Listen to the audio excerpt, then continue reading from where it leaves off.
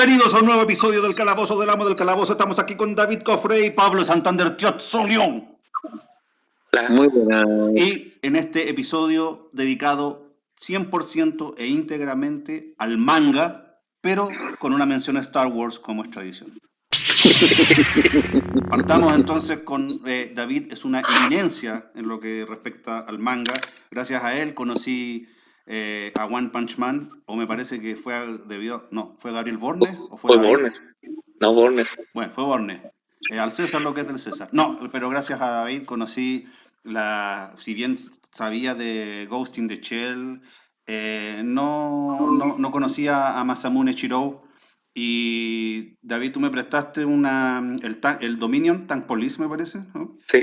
Y me prestaste otro que es muy loco, muy extraño, donde de hecho aparecía Son Goku.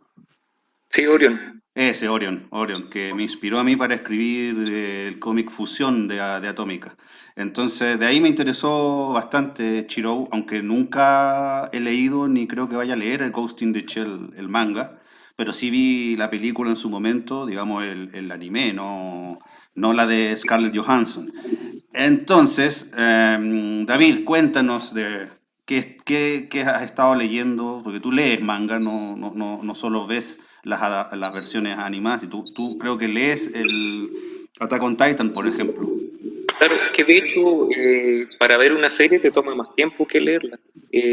Por ejemplo, hay series como esta One Piece, que son, si tú te pones a verla desde ahora, no alcanzas ya el ritmo de producción que tiene. Estamos hablando de unos, ¿cuántos? 600 capítulos aproximadamente o más. Por eso a veces es mejor leer la historieta o manga que agarrar la serie. Avanzas más rápido y no te quedas con estos hiatos que dejan las producciones animadas de un año, por ejemplo, de tiempo para producirla. Tú contaste de un tipo que era, no sé qué mangaka es, que es muy popular, pero que cada vez que sale algo de Idols parece que es, no sé, algo que él No, sigue. es es Berserk. Kentaro Miura es un ilustrador, pero el problema con esa historieta que partió, estamos hablando del 84, partió por la época de Dragon Ball y todavía es vigente. Lo que pasa es que sus arcos son muy detallados. Él tiene un ambicioso proyecto, pero él partió con una editorial que le permitió hacer ese proyecto. Entonces después con el tiempo vio que el público japonés cambió. Empezó a ver estas series de pelea, esto de las idol y toda esa serie de nuevos tipos de manga que afectaron al manga que él estaba realizando, porque no tiene nada de eso. Entonces las ventas empezaron a bajar y producto de, entre comillas, a bajar, porque, por ejemplo, el manga de Berserk vende más que cualquier publicación Marvel de Estados Unidos. Entonces, el problema que vieron ahí los productores era eso, de que, por ejemplo, ponle más de esta idol o ponle más, no sé, escenas de romance. Entonces, todos esos factores empezaron a hacer que el autor empezara a cambiar la forma de producir y empezaron a salir estos espacios de tiempo muy largo. Por ejemplo, el último hiato que tuvo el autor fue casi de un año y medio. Y deja la historia inconclusa y con todos los espectadores que están viendo. Y eso es súper habitual en el proceso que tienen los dibujantes, porque están a un ritmo tan excesivo, por ejemplo, tienen que producir 15 páginas en una semana. Y a ese ritmo se termina estresando cualquier persona. Un manga, por ejemplo, que le pasó eso, la dibujante nunca lo retomó, fue Nana, que es una historia que es un chollo manga, que es un manga para niñas, que trata la aventura de una chica que quiere ser rockera. Y se mete una banda y todo el asunto, y justo cuando ya iba por el capítulo 90, la dibujante dice que no quiere trabajar más en el proyecto y lo cancela. Y queda inconcluso la historia. O sea, no, quedaron todos viudos por la serie y de hecho alcanzó a ser animada. Cuando una serie es animada, ahí eso quiere decir que el autor recibe una millonaria suma pero a pesar de eso no retomó, no se sabe el por qué tampoco no siguió dibujando. Algunos dicen que fue por amenazas o por cosas por el estilo. Eso es muy habitual. Hay, por ejemplo, otra serie que era conocida, que era la de algunos de unos cristales que eran muy en la onda de esto de superhéroes, que también se vio afectada por el hiato, pero eso fue por enfermedad del autor. Al igual que hay otra que era de zombies, que se llama High School Zombie, no me acuerdo. High Esa School of también, Death. resulta que murió el autor, que era el dibujante, no, el guionista, y el hermano, por respeto, dijo que no iba a continuar con la serie y también se canceló. Pero estamos hablando de series que son súper populares. Eso es lo que te iba a preguntar, porque por ejemplo, los que no estamos tan metidos en lo del manga, por ejemplo, yo sé que existe Shonen Jump, que son publicaciones, son revistas donde, porque el manga funciona así, ¿no? Son varias historias que se van publicando en compilaciones, en revistas antológicas como esa, Shonen Jump, que no sé Claro, si es un título o es una, como decir Marvel o decir DC, no sé. claro, en teoría es como decir eso, porque cada editorial tiene su revista, aparte de las producciones. Por ejemplo, hay editoriales que se dedican a hacer libros convencionales, como hay editoriales que solo hacen revistas de manga. Pero estamos hablando que estas personas tienen un grupo editorial que manejan distintos autores. Por ejemplo, está la Shonen Jump, que está la mensual, la semanal y la anual. Entonces, todo eso son distintas publicaciones que necesitan rellenar esos espacios. Y la semanal, por ejemplo, tiene las series más populares tipo One Piece y Dragon Ball, esas series.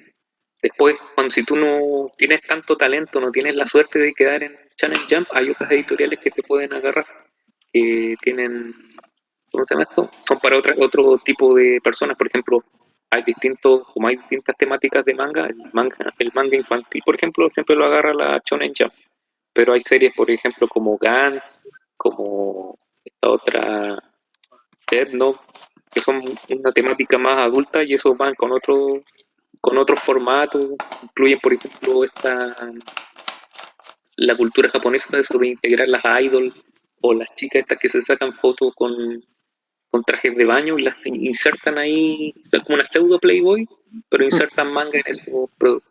Es lo que estaba haciendo Chiro últimamente, que era Ah, poner sí, estos mangas. porque lo que decías tú, como que al parecer el respeto al autor, o por lo menos el control que tiene el autor de su obra en la industria del manga, me suena como distinto a la industria norteamericana, porque si ahí esta autora decide no seguir con la historia, la editorial la continúa y la sigue, porque ellos son los dueños de la historia y de los personajes, no el autor, a menos que sea Image, por ejemplo, donde se salvaguardan los derechos de los autores, pero si es Marvel o DC, ellos continúan nomás con los personajes, aunque el autor se muera o aunque el autor no, Claro, eso es muy no raro quiera porque, seguir. por ejemplo, en el caso de Dragon Ball, el autor Toriyama dijo que no iba a seguir nunca más con Dragon Ball.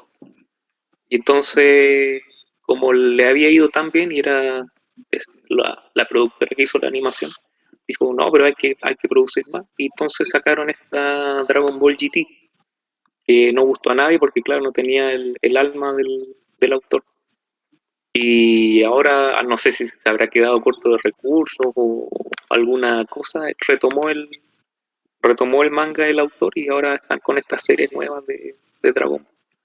En el caso que te mencionaba anteriormente, el tipo el Keitaro Miura, ese apostó a dos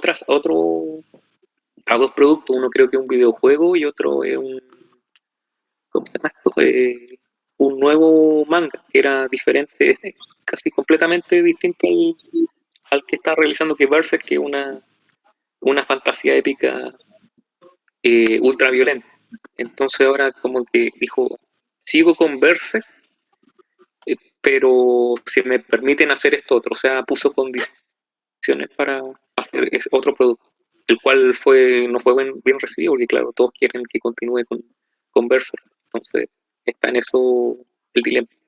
Y ahora se mantiene el hiato por lo mismo, porque se hizo una adaptación al manga que era de muy mala calidad, porque eran de esto, no han sabido hacer lo que es el cambio de dibujo a digital.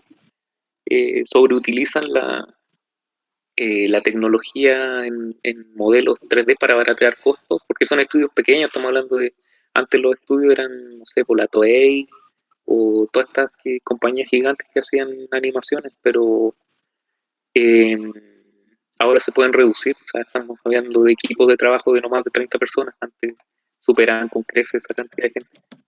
Y el proceso creativo que tienen estas empresas pequeñas de animación pueden contemplar, si bien menos costos, tienen más problemas dentro con su staff, porque como son casi una familia, por ejemplo, se enferma Juanito, no hay quien reemplace a Juanito, tienen que hacer, no sé, 20 acetatos más y son procesos que se van complicando para las pequeñas y salen producciones de mala calidad. Bueno, y con respecto, volviendo a Chirou, el verdadero nombre de Chirou, de Masamune Chirou, es Masanori Ota. Y Y eligió así, el nombre Masamune por el legendario fabricante de espadas japonés.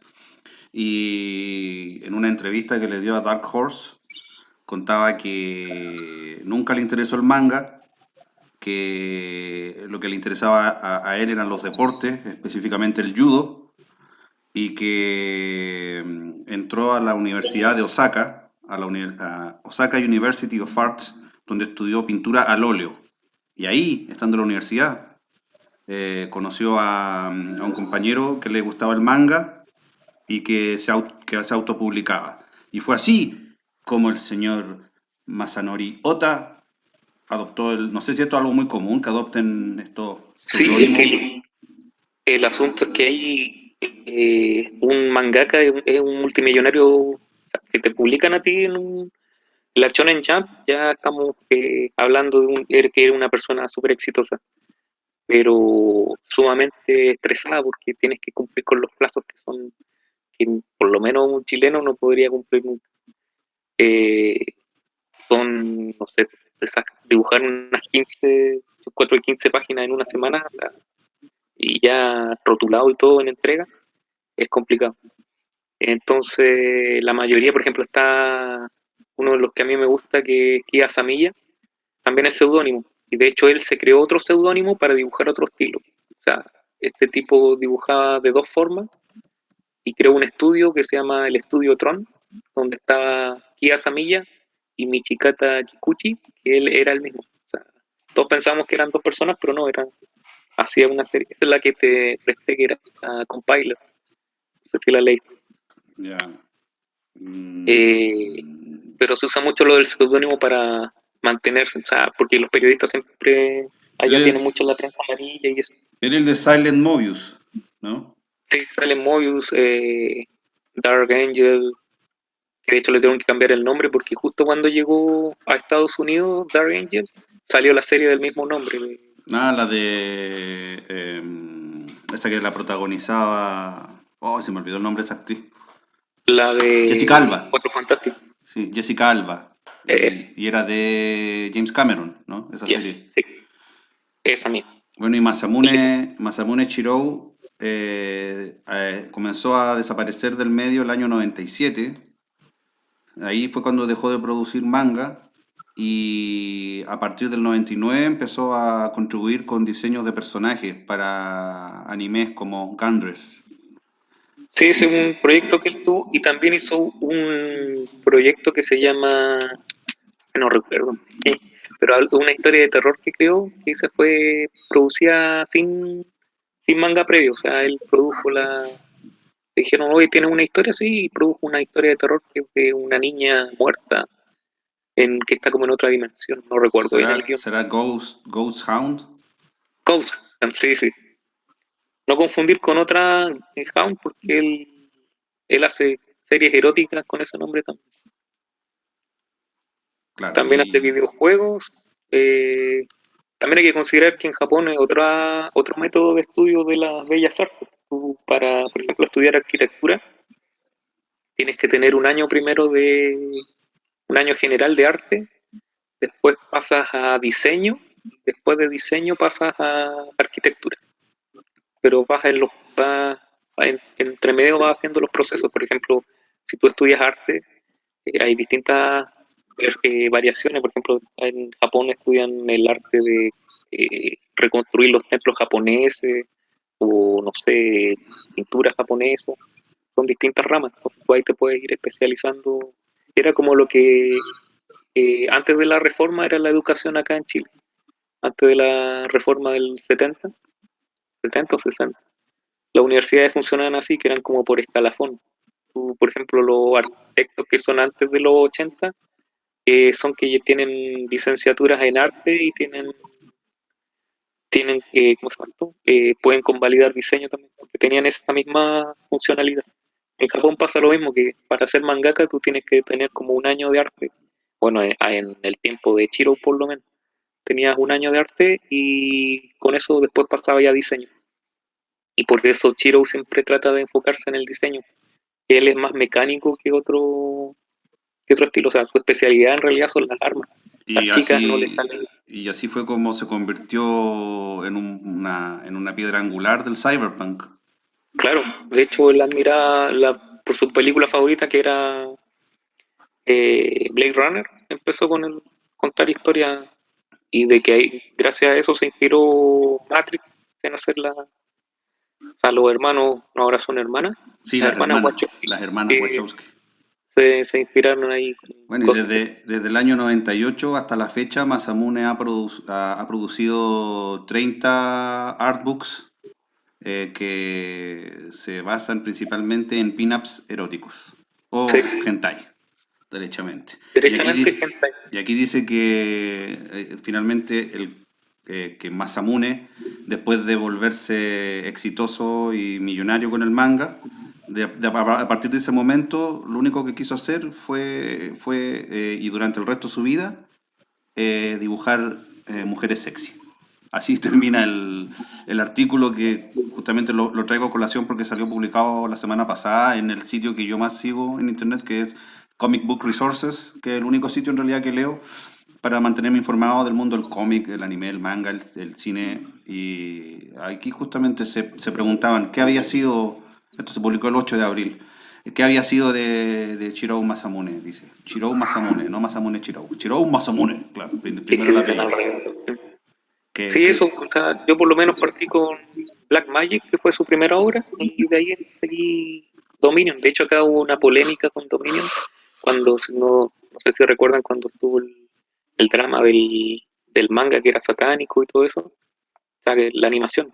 El el, anime era cuando se vendía, el Urotsu Kidogi.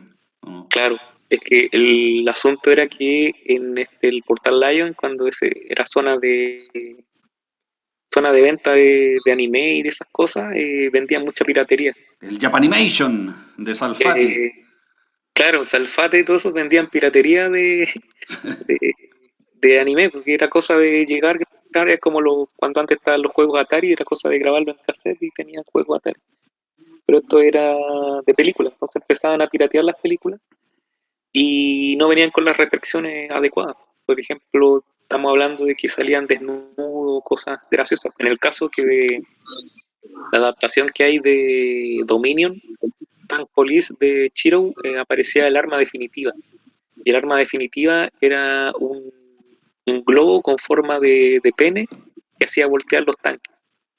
Entonces eso era impactante si lo veían niños los menores. Entonces, ¿quién piensa en los niños? Mm, Y ahí empezó la casa de brujas de que toda la animación era por así.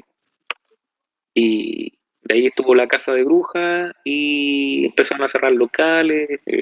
Después trataron de eso, de hacer un salvataje con esto de ponerle el sello oficial de manga, que era la empresa que traía manga, ¿cómo era? Tenían un sello especial que eran los españoles que traían las películas para acá. Cuando llegó esto Street Fighter y esas películas empezaron con eso. Por ejemplo, en la película Street Fighter hay una escena en que sale Chun-Li bañándose en la tina, claro, no, la ducha. cuando viene Vega a atacarla Exactamente. Entonces eso en el era hotel. catalogado como pornografía y ahí se empezó ¿cómo se llama esto? A catalogar el anime como que era un producto para adultos, porque se entendía desde previo a ese escándalo que los dibujos animados solo eran para niños. No habían visto el gato Fritz, no habían visto ninguna de esas cosas al parecer. y no sabían que es un formato, la animación es un formato, que no corresponde, o sea, tú puedes hacer distintas variaciones de temática en el formato, ¿no? Claro, y no todo necesariamente va a ser para niños. Claro, es como que tú le pases un libro a un niño y dice, cualquier libro se lo pasa porque es un libro. Y dice, no, que los libros son para los niños. Y claro, no sé, pues le pasan las 50 sombras de Grey o no sé, alguna cosa. Sí. Y Pablo, que ha estado tan callado, ¿qué nos puede contar sobre el manga? Yo he estado atentamente escuchando toda la conversación, muy interesante. Yo actualmente la única serie como que sigo y de manera intermitente, porque el artista es muy lento para sacar capítulos, es Plus Sized Elf o Elfa Plus Size. Esa es no me acuerdo el nombre del autor, debo de reconocer, pero siguió su trabajo en Twitter también. Se trata de una elfa que a través de un mes como se cae al inmersa. Por eso que se trata de una elfa que llega por un mortal mágico y llega a nuestro mundo y que es fan de las papas fritas. El problema es que tiene sobrepeso, sube de peso y no puede volver a su mundo hasta que se salga ese sobrepeso. Entonces va y acude a un profesional para que le ayude a conseguir una dieta de ejercicio, soluciona su problema. El intertanto, mientras empieza a descubrir que hay otros seres fantásticos, curiosamente que todas femeninas y voluptuosas que también están en el mismo problema, entre medusas, ¿cómo se llama? Hobbits, ogros, trolls, otros elfos y etcétera. Entonces, no tiende a ocurrir lo mismo y entre comedia y comedia de un poquito más de tipo sexy, también enseñan sobre ejercicio y todo para mantener la buena forma física. A mí me gusta seguir la historia, es bastante entretenido. Más que nada es lo único ¿cómo se puede decir? Que he seguido en manga. No sé si hay algo más que se pueda Ah, acotar. mira, aquí, por ejemplo, veo lo mismo que estábamos hablando hace un rato atrás, de que Masamune Shirow era un seudónimo, o un pen name, como le llaman los gringos. Claro, Y esto aquí dice que el manga este Plus Sized Elf, la historia y el arte es de Synecdoche. claro.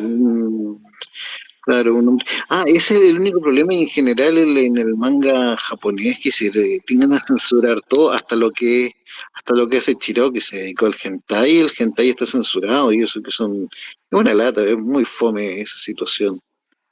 Incluso me acuerdo que había una normativa que alguna vez leí que tenían prohibido mostrar bestialidad, aunque fueran dibujos. Y entonces eso derivó en que habían escenas con criaturas demoníacas, alienígenas, que no eran animales reconocibles para evitar caer en esta prohibición. Bueno, y también lo de los tentáculos, Pero también. hay unos grabados o hay unas obras de arte japonesa muy antiguas donde se ven pulpos atacando sexualmente a mujeres. Ese es el cuento, ese es el sueño de la esposa ¿cómo se llama? Del pescador, que es un clásico. Eso se refiere a esa historia. Lo que pasa es que el creador del tipo de historia en el estilo de lo de, como que me refiero a tentáculo, todo eso, justamente que tiene que ver con el bukkake y todo eso, como no se podía mostrar genitales y todo ese tipo de cosas, y en general como hay mucha censura, entonces se vieron la manera de ser ingeniosos, ser ingeniosos de poder ver efectos y secuencias donde hubieran imitaciones digamos, de adminículos de tipo sexual. Entonces se inventaron cosas fantásticas para suplir ese tipo de problemas. Son más que nada eso lo que ocurre. Entonces, por ejemplo, por eso vemos a Masamune Shirow ahí viendo otro tipo de cosas, evitando la censura. Es muy raro, por un lado son bastante se dan se dan mucho permiso a los japoneses para retratar ciertas cosas en el manga. Sin embargo, lo que es absolutamente lo que es porno tienden a censurar. Eso es muy raro, es muy curioso en ese aspecto. Y siguiendo con los mangakas que usan seudónimos y de obras populares que han llegado, se han vuelto mainstream, que han cruzado la frontera, que son muy populares en Estados Unidos en estos momentos. Sé que es muy popular My Hero Academia. Mi sobrino que vive en Washington, mi sobrino mayor, me mostró la última vez que conversé con él, me mostró su colección de figuras de My Hero Academia. Yo yo solo sé que eso existe, no conozco más de ese manga ni de ese anime, pero sí vi la primera temporada de One Punch Man, creado por el artista One en el 2009, iniciado como un webcómic, que luego fue adaptado a manga por Yusuke Murata. Y además One es el creador no solo de One Punch Man, sino también de Mob Psycho, Mob Psycho 100 o Mob Psycho 100, que me parece muy interesante esa Mob Psycho, que es tanto más seria, así que finalmente el personaje principal es como Saitama, pero con peluca. Con, Sí, sí, sí. Entonces, ahí David es el que es el experto en One Punch Man, que ha visto más allá de la primera temporada, porque yo solo quedé en la primera. claro, la primera temporada muestra los personajes, el primer arco del asunto. ¿Se escucha bien, verdad? Sí, Súper. El primer arco trata de presentar que hay que considerar ahí que estas dos series que son One Punch Man y la otra My Hero Academy, hay que hacer como un paralelo porque hay que considerar que los japoneses no utilizan el mismo método de cómic, la narración del cómic gringo es más lento no, que... claro, y que tampoco son muy dados al superhéroe. Y ahí acabamos de mencionar dos series de superhéroes, One Punch Man y la otra. De hecho, Stan Lee también sacó un superhéroe para tratar de vender sus personajes a Japón. Porque ahora con este asunto de la pandemia están viendo que el mercado chino sigue siendo una ventaja. De ahí que están haciendo a la... Marvel se llama la superhéroe esa que se estira. Sí, Miss Marvel, Kamala Miss Khan. Marvel. Ella la hicieron así, asiática, para que pudiera insertarse mejor en el mercado. Entonces contrataron el dibujante creo que es de Singapur, no estoy seguro. Ah, hicieron una versión del personaje, pero porque digamos es asiática, pero es musulmana ella, ¿no? Sí, pero por lo mismo trataron de hacer un personaje que fuera la idiosincrasia asiática, no fuera tan alejado que no fuera gringa. Entonces por eso fue por un lado del mercado.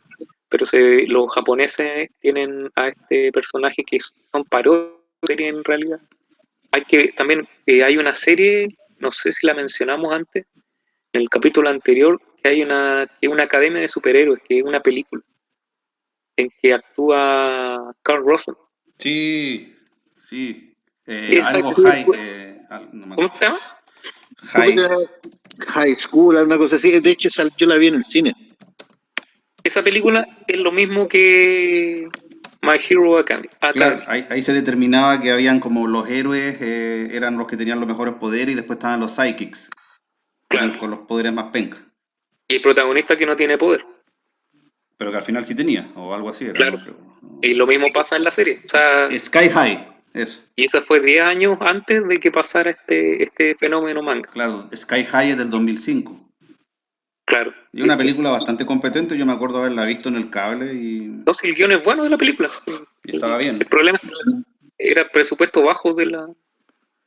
El guión era bueno. Claro, sí, pues si estamos hablando de que si Sky High es del 2005 y Iron Man, ¿de qué año es la primera Iron Man?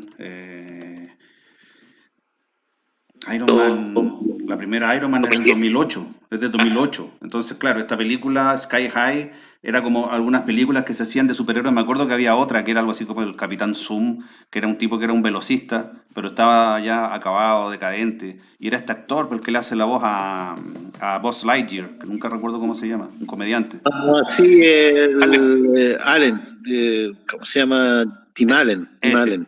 Bueno, ¿y la vieron esa? Que este tipo tenía Sí, que es bien reclutar mala. a unos niños y había uno que se inflaba, había una niña muy chica pero que tenía super fuerza. Sí, es bien mala. Sí, era bien mala. Esta es mucho mejor, pero son todas como que existían estas películas de superhéroes que se estaban haciendo y todas anteriores a, básicamente, porque incluso el Hulk de Ang Lee también es anterior a Iron Man, pero fue Iron Man de, como dijimos, de Favreau el 2008 que que inició todo lo que ha venido hasta ahora con el universo cinemático Marvel.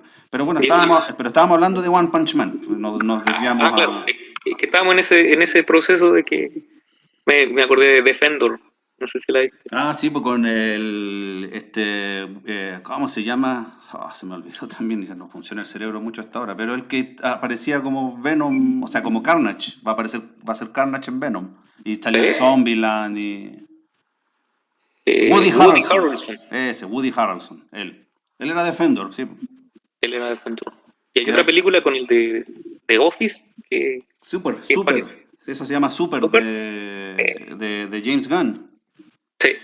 Sí, pues sí, esa me gustó bastante porque aparte que era una comedia, era media estúpida y media trippy, tenía ultraviolencia también y salía... Era muy kick-ass. Ellen Page, ahí, era la sidekick, quería ser la sidekick de este weón, después al final me acuerdo que se le vuela en la mitad la cara con una escopeta cuando llegan a atacar al malo, tenía su gran nivel de ultraviolencia. Sí, estaban todas esas películas, pero eran como que todavía no se llegaba a este punto de que fue finalmente el catalizador, fue sin lugar a dudas Iron Man. No sé por qué, porque además Iron Man, o sea, la película igual estaba bien, pero Iron Man siempre se dice que era clase B en Marvel. Y la película lo levantó a estar en la misma altura. A mí nunca me gustó porque estaban las comiquitas, o sea, Sí, pues las comiquitas eran una de las que yo leía cuando estaban a mi disposición. Yo leía eso. Me acuerdo que salía Iron Man en esa época se presentaba como que era el guardaespaldas de Tony Stark en los cómics. Claro. Y después ya pasó, después hace mucho ya que todo el mundo sabe quién es Tony Stark y que Tony Stark es Iron Man, pero en esa época, en esos cómics que se publicaron acá, que parece que eran mexicanos, no sé si se publicaban. Los Novaru.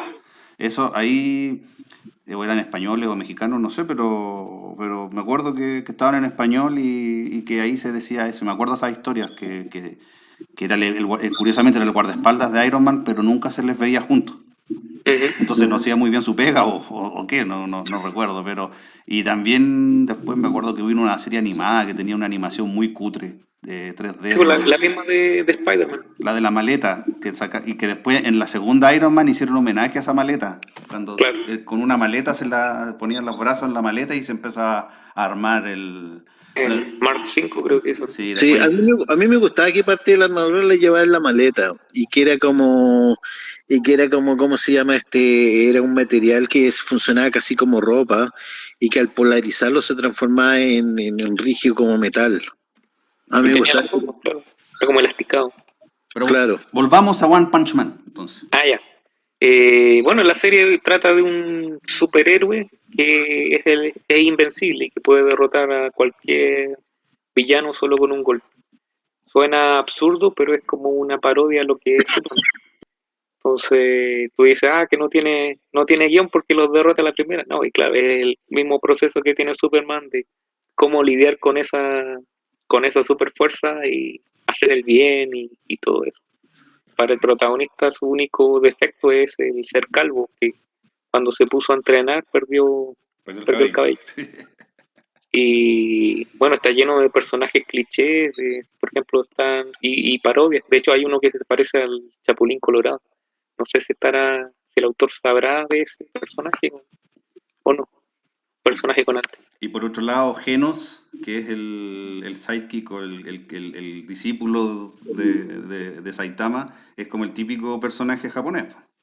Claro, él tiene un orgullo correcto, él quiere hacer el bien, mientras que el otro solo quiere pasar la tarde comiendo ramen o jugando videojuegos. Me acuerdo que había un episodio donde quería ir a canjear sus cupones al supermercado antes que vencieran. Es muy la dinámica, la gracia que tiene el humor japonés, es un humor, el japonés promedio es una persona súper responsable que tiene que mantener a la familia y sigue unas normas claras. Entonces todos estos personajes que son ambientados en comedia son todo lo opuesto, les causa gracia eso. El caso de One Punch Man me recuerda también al caso de Arakawa Under the Bridge, la de la chica marciana. Sí. No sé si la recuerda. Sí, bueno, yo la vi, muy buena, sí, con el falso capa en el río. Bueno, ese autor tiene una otra historieta que es la vida de Jesús y Buda cuando se toman vacaciones. Ah, muy buena, muy buena. Entonces, Ese es Nakamura, Hikaru Nakamura. así se llama. Sí. Entonces juega con eso porque son súper o sea, aquí si o sea, alguien hacer un cómic de Jesús o alguna cosa así sería súper ofensivo para los que profesan religión. Pero en cambio en Japón se puede dar ese humor y o sea, puede que incomode a ciertos grupos, pero no es tan masivo porque entienden que es un humor, no es, hay una especie de separación de las dos cosas, lo que es responsabilidad y lo que es humor y juego. Bueno, siguiendo con el proceso del personaje, eso es un personaje que es desaliñado, que no tiene grandes ambiciones, es todo lo contrario a lo que quiere un japonés promedio. Está en ese mundo en que él quiere ser, o sea, su sueño es tener una batalla definitiva o luchar contra alguien que le pueda dar la pelea. Las vacaciones Eh, de Jesús y Buda, sí. Eso la está. gracia de One Punch Man es que el autor es un autor que no sabe dibujar. Él funciona como guionista, pero él mismo se autopublicó en un sitio internet y al ser tan popular su historieta, porque él no sé si era diario o no sé cuál ritmo producía, pero ahora hace unos dibujos que son prácticamente unos garabatillos de la escena. Por ejemplo, aquí hay una pelea y pone unos efectos de pelea con explosiones, estrellitas y cosas por el estilo que son. Pero era tan bueno el guión que ahí pegó con Murata, creo que se llama el que le hace los dibujos, que era un ilustrador de calidad. Y la función ahí fue imparable, porque Murata, fue Yusuke éxito. Murata. ¿Cómo se llama? Yusuke Murata. Yusuke. Oh, Murata Yusuke. Él, como tiene una calidad de trazo y logra hacer lo que es la cinemática, porque si tú te pones a leer el manga de One Punch Man, de hecho tiene mucho más movilidad que lo que tiene la animación. No sé cómo explicar ese proceso, pero la animación no logra captar la velocidad que tiene el dibujante en las escenas de batalla. Son mucho más logradas en la Oye, historieta y que sí, yo te que en cacho la animación. perfectamente lo que dices, porque además el manga, aparte de tener todo eso, de sustentarse en el diálogo y en esos momentos más íntimos donde no pasa nada y de repente cuando pasan cosas son súper cinemáticas y dinámicas, que generalmente es algo que el cómic norteamericano no sabe cómo alternar esos tipos de escenas ni ese lenguaje. Eh, lo que quería mencionar es que Hikaru Nakamura es una mangaka, es una chica, ¿eh? Una chica, La autora de Las vacaciones de Jesús y Buda y de Arakawa Under the Bridge. Under the Bridge. Ok. Lo que quería que no dejemos de hablar, ya que hemos hablado de los mangas y de los animes más populares, uno que tú sigues hace tiempo y que eres como el experto también en ese manga, que es Attack on Titan. Sí, el asunto de Attack on Titan fue más que nada que nadie había hecho eso. O sea, cuando llegas con una novedad, por ejemplo, cuando pasó lo de One Punch Man, se llenó de, de historietas de superhéroes en Japón. Lo que pasó ahora con Ataque del Titán es que se llenó con personajes de soldados contra monstruos o historias de corte, ¿cómo se llama esto? Más adulto. O sea, la gracia de lo que supera al ataque del titán es que es una ultraviolencia. O sea, tú en el primer capítulo ves la muerte de la madre devorada del protagonista. O sea, no se van con medias tintas. O sea, es violencia por violencia. Entonces, se produce mucho lo que pasó en Lost, lo que pasó en esta de la villa de Chamalán, o sea, la incertidumbre de qué hay más allá del muro, o sea, te mantienen toda la primera temporada en eso, o sea, hay que cruzar el muro, hay que cruzar el muro, y cuando cruzan el muro se dan cuenta de, oh, eso es lo que había más allá del muro. Entonces toda la saga que tenía el autor estaba contemplada y cerrada, o sea, el asunto del ataque del titán tenía como lo que pasa con One, el autor de One Punch Man, que tienen su arco ya cerrado, no funcionan como el cómic americano, que tú haces una historia y la tienes que expandir hasta el infinito. En estos no, el autor tiene un principio y un final. Entonces eso hace que la historia sea más concreta, o sea, no hay espacio para alargar, no hay espacio para el lector se vea embaucado por la historia. El problema que pasó con el ataque del titán es que cuando ya el dibujante no es tan bueno, pero es acotado. Pero cuando pasó a anime, fue tal el furor que hizo, porque cuando llegan a anime las series, la gente empieza a comprar, la gente que no veía, o sea, gente que no consumía la historieta, compra la historieta, porque sacan unos volúmenes recopilatorios. Entonces, fue tanto el furor de esa serie que dijeron, oye, sabes que no vas a tener que alargarla, los editores le dijeron, sabes que vas a tener que hacer un par de capítulos, porque no está yendo muy bien en venta. Entonces el autor iba a finalizar su obra cuando los tipos salían del muro y veían el mar. Y ese iba a ser el fin Ah, qué buena. de la historia.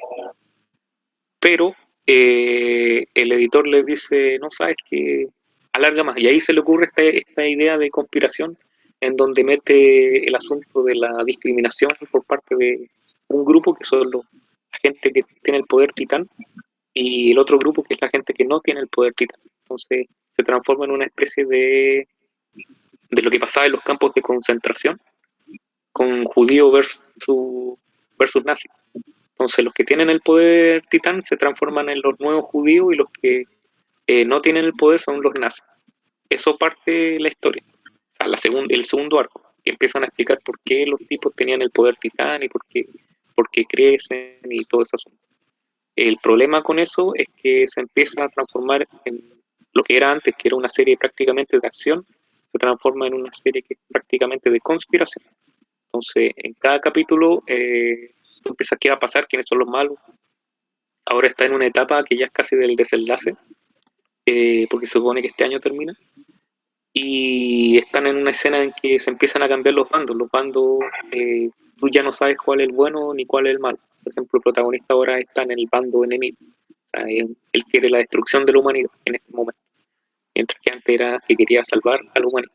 Entonces, esa vuelta de tuerca, que los villanos ahora son los buenos y que los que ahora son los malos, es que, si bien salva la historia, no convence tanto como el arco inicial que tenía. Una cuestión que me llama la atención a mí es que, por ejemplo, una excepción es el caso de One, con One Punch Man, donde el dibujante del manga, el que adaptó el webcómic a manga, es el Murata, Yusuke Murata.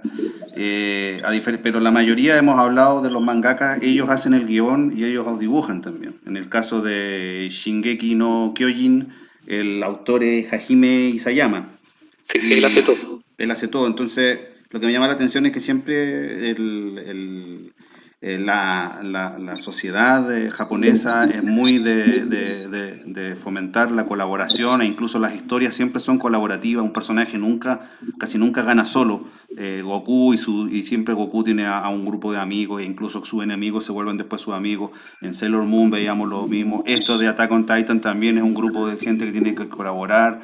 Entonces, me llama la atención eso versus lo que pasa en Estados Unidos, donde son muy pocos los autores que son así como los mangakas, que hacen el guión y que dibujan. Por ejemplo, Barry Windsor Smith con Weapon X, un caso. Pero son muy pocos.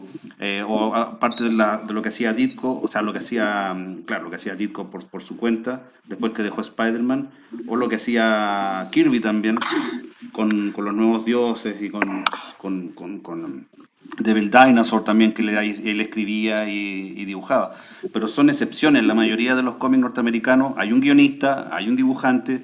De hecho, los más grandes o los guionistas más reconocidos, en su mayoría que venían con la nueva ola esta de Inglaterra, Alan Moore, Grant Morrison, Neil Gaiman, o el mismo Todd McFarlane que dibujó los primeros números Spawn y después tomó otros dibujantes. Frank Miller. ¿Ah? Frank Miller también dibujó. Ah, claro, Frank Miller también es uno de los pocos que hace guión y dibuja, pero son pocos, o sea, no son suficientes como me parece que en la industria japonesa es al revés, son la mayoría. La mayoría de los mangakas, ellos crean la historia, hacen los guiones y la dibujan. Claro, Eh, pero es que ahí también hay que considerar que en el caso gringo, están segmentados eh, los cargos están segmentados. Por ejemplo, está el guionista, está el dibujante, está el colorista, el el intentador, entintador, el rotulador, el rotulador. Todos esos son, digamos que pongamos promedio unas 5 personas que trabajan en la historieta. En el caso del mangaka, del que hace historieta en Japón, él tiene su estudio, o sea, él representa a su personaje. O sea, por ejemplo, el de One Punch, no, ese son dos, pero en el caso ya de Kiya Asamiya, por decirlo, o Masamune Shirow, él, no, el Masamune Shirow que trabaja solo, pero la mayoría de estos personajes que tienen el nombre de su obra, trabajan con equipos, con staff, o sea, trabajan con el tipo que le hace el rotulado, el tipo que le hace, eh, ¿cómo se llama esto? Las tramas, el que le limpia los papeles, porque hay unos que dibujan a mano, otros que dibujan en digital, el que hace la limpieza, el que toma las fotos. Son otro equipo, funciona generalmente también un equipo de 3 a 5 personas, dependiendo de cómo sea el tiraje que tiene esa historieta. Entonces, lo que pasa en el manga japonés es que el autor es el que se lleva el mérito y los que trabajaron con él dicen que yo hice escuela con él. Por ejemplo, no sé, pues yo ayudé a Masamune Shirow a entintar tal historieta y eso te da a ti el crédito para saltar a otra etapa de tu carrera. Es como por escalafón. Después, si tú tienes una oportunidad, porque la mayoría de los dibujantes de manga en Japón parten con ese deseo de ser millonarios, o sea, porque estamos hablando de que es mucha plata la que se mueve. Entonces, para aprender, se meten a es estos como lo talleres. es como lo que nosotros entenderíamos aquí en Chile como una práctica, Claro, y los gringos le entonces, llaman internship. claro, ellos trabajan como internos. De hecho, a veces cuando te tocan estas las entregas, porque tú tienes que entregar a la semana, y si estás atrasado en un número, contratas a más gente. Que esta gente son voluntarios, o sea, no son voluntarios, pero tú las puedes encontrar. Necesito un entintador, ya, y aparecen 100 personas postulando al cargo. Entonces, tú consigues que eso, la gracia que tiene ahí es que se usa mucho maestro-aprendiz. Entonces, claro, la mayoría de los que trabajan ahora, por ejemplo, el tipo que dibujó para, no sé, alguien que haya trabajado con Otomo, o con, no sé, pues, con alguno de los grandes mangakas japoneses, generalmente terminan sacando sus propias series. O sea, la generación de ahora es el aprendiz de la gran generación que hubo antes. Los, no sé, pues, que trabajaron para Akira Toriyama, eh, producen Naruto o cosas por el estilo. Siempre hay como ese, que no están, lo ven como un trabajo. Ya, y eso justamente lo que estás diciendo tú me hace pensar en que entonces de esa forma se continúa una tradición, se continúa una industria, que es lo que no tenemos acá, donde no hay Claro, nada de porque eso. Al tener ese sistema, los japoneses aseguran la supervivencia de su propia industria y de su propia cultura.